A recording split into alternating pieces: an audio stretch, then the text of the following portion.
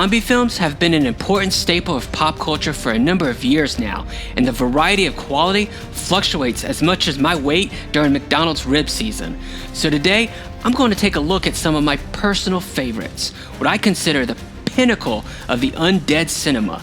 In the words of the 16th US President Abraham Lincoln, these zombie movies be lit. Number 5. At number 5, we have the 1988 Italian classic Zombie 3.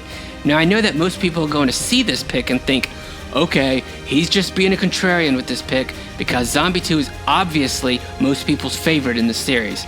But you know what? Hear me out.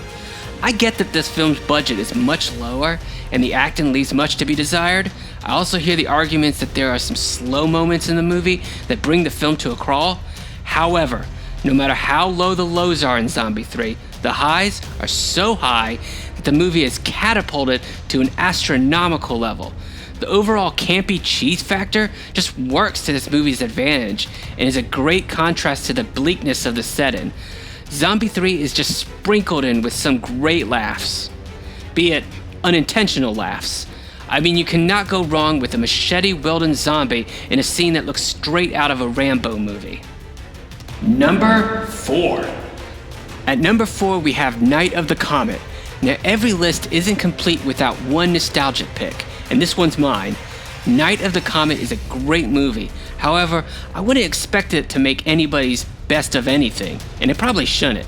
However, I grew up with this film on VHS, and I can't think of the zombie genre without it.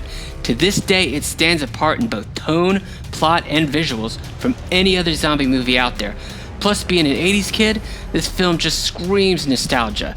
Do you remember that scene in Mannequin where a flamboyant Hollywood monstrous sprays down a group of cops? That really doesn't have anything to do with this movie, but I just thought of it and decided to throw it in. He's got a sense of humor. Number 3. At number 3, we have Day of the Dead. I tend to gravitate more to campy, fun zombie films rather than the bleaker, more weighty movies. However, there's something about Day of the Dead that I just always enjoyed. Of all Romero's zombie movies, this entry is by far the most somber and dreary. However, interestingly enough, it has the most hopeful ending of any of his zombie films.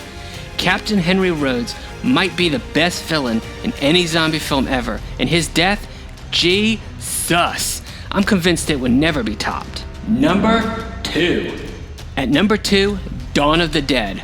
Not only one of the best zombie films ever made, it's one of the best horror films as well. What can be said about Dawn of the Dead that hasn't been said already? Romero really knocked it out of the park when it came to combining a gloom and doom roller coaster with a quirky, fun atmosphere. I really enjoy seeing what malls were like in the 70s. It's such a cool time capsule, especially since malls are pretty much going extinct these days. I could go on and on about this movie, but there really is no need. It's a masterpiece, and the only way to truly appreciate it is to watch it, particularly the extended mall hours cut version, if you can find it. We got this, man. We got this by the ass. Number 1. And at number 1, the greatest zombie movie ever made, Return of the Living Dead. I mean, this glorious gem is what happens when you combine an anarchist punk attitude with a comical sensibility and no-holds-bar practical effects. Every time I watch this film, I'm amazed at how fast it flies by. When it ends, I just want more, similar to the movie Showgirls. Where to even start with this film?